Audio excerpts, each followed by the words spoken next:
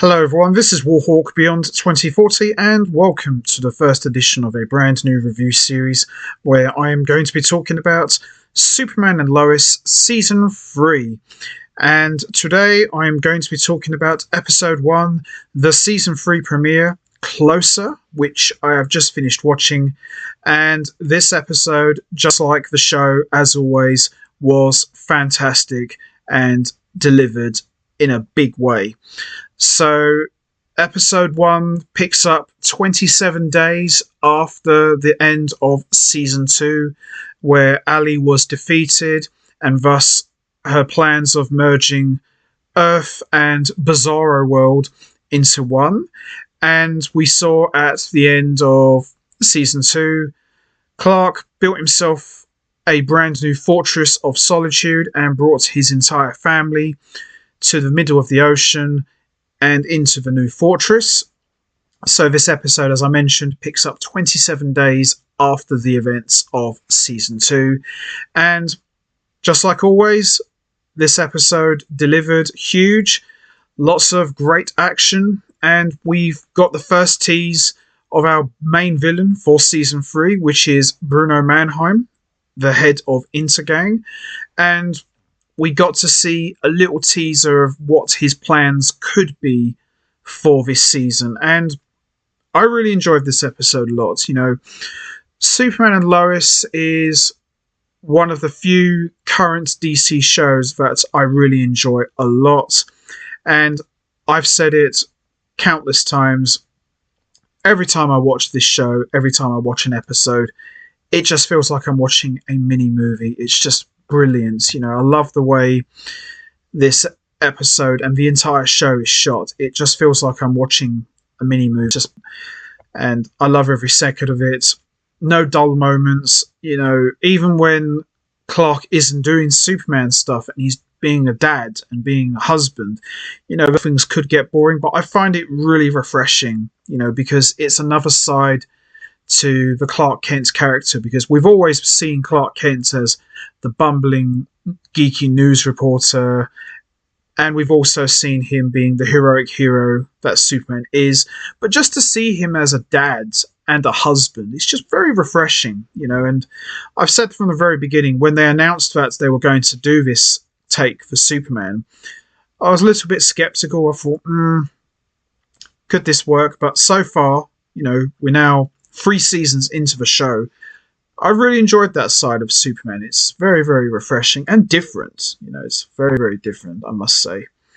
So with that all said, let's not waste any more time. Let's get straight into it. Let's talk about Episode 1, the Season 3 premiere, Closer. So, in the 27 days since Clark built a new fortress in the middle of the ocean to share with his entire family, we see everyone has steadily improved themselves and their respective situations. We see Lana Lang has grown into her role as Smallville's mayor, and we've seen Clark Kent began working with Chrissy and Lois at the Smallville Gazette. We see General Sam Lane is back as head of the DoD, and he orders the military to shut down the mines that were creating X-Kryptonite to prevent more substances falling into the wrong hands. And we also learn that John Henry Irons on this Earth was murdered, ordered by Bruno Mannheim from John Diggle, which was back at the end of Season 2. We see Lois is determined to investigate Bruno Mannheim and his position as head of the evil crime syndicate gang instead of the criminal organisation Intergang. And while Lois is at the hospital, she manages to speak to John Henry's sister in this Earth, Darlene Irons, and Lois discovers that she could be pregnant and shares the potential life-changing news with Clark when she returns. Clark and Lois then tell John and Lana respectively, with Lois admitting to Lana that she is excited at the prospect of being a mother all over again with another child. Meanwhile, Natalie Irons becomes frustrated with Sam Lane when he spends time with her under the pretense of getting to know her, only to try and recruit her into the DoD program. And twist stings even more since Sam is Natalie's grandfather on her lost world. Jordan jeopardizes Superman's rescue of a construction crane in Malaysia, after which Clark angrily reprimanded not properly using his powers and endangering people, while also risking the possibility of exposing himself to the entire world. Jordan is also having trouble defining his relationship with Sarah Cushion, who insists that she's only a friend rather than a love interest, despite confiding in her about his superhero secret. Back in Smallville, Lana becomes concerned when the local high school has black mold behind its walls, fearing that the city doesn't have the budget to properly deal with the issue, but the former mayor warns her not to reallocate municipal funds. We also see this town comes together for a summer cookout at the Kent farm to celebrate Jonathan and Jordan's birthdays. While Kyle Cushing grows closer to Chrissy, Clark is summoned away and an upgraded Atom Man attacks Metropolis, who now has superpowers. Gaining the upper hand, Atom Man prepares to strike down Superman, only to be shot to death by an unseen assailant who is dressed in a hooded coat with a weird mask which looks like the form of a spiral. Before Superman can look into the sudden murder, he is distracted by the appearance of onomatopoeia and the masked supervillain's ability to manipulate sound. He might make Superman think there are pressing cries everywhere while disappearing with Atom Man's body. As Sam and Natalie reconcile, Kyle and Chrissy secretly hook up at his place. Lana nearly stumbles into Chrissy the next day when she gives Kyle their signed divorce papers, an act that Chrissy quietly witnesses just out of plain sight. Lois learns from Darlene that she isn't pregnant but suffers from inexplicable health symptoms that require medical testing, much to Clark. And then we see at the end, in a secret lab, we get Bruno Mannheim and Onomatopoeia overseeing experiments on Atom Man, managing to revive him before they plan their next move, just after we learned that Atom Man was released 3 months out of prison after being diagnosed with a brain tumour.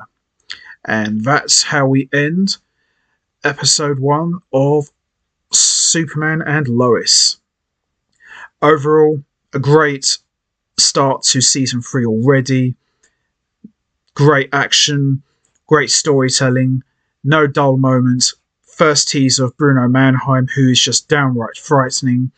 And what plans does he have for Superman and all of Smallville? We don't know yet, but we're off to an epic start already. And I'm really looking forward to seeing where we go next, because, you know, Bruno Mannheim, anybody who reads the comic books knows that he's one of the main heavy hitters of Superman's Rogues Gallery. So I'm really interested to see what take they have on Bruno Mannheim. Should be a lot of fun and very interesting. So that's going to be it from me. I am going to wrap. Very interesting. So that's going to be it from me. I am going to wrap this up now. What's your thoughts on episode 1 of Superman and Lois? Did you enjoy it? What did you think of Bruno Mannheim? What plans does he have? And what did he do to Atom Man? How did he give Atom Man powers? And also, what about Lois experiencing these strange symptoms? What do you think it could lead to? Could it lead to something downright frightening or something completely different? And also, how do you feel about Sam and Natalie bonding? Do you think she could end up working at the DoD? Or do you think she could still be doing her own thing? You know what to do, guys. Hit the like button, hit the subscribe button, leave your thoughts and comments down below, and I will see all of you next time for another edition of the Superman and Lois Season 3 review series, where I am going to be talking about episode 2, which I am really looking forward to seeing and talking about, especially with the way this episode ended and the way the tone has already been set. Should be a very good one, and I can't wait. So until next time, take care everybody and stay safe, and once again, as always, much appreciated. Thanks for listening.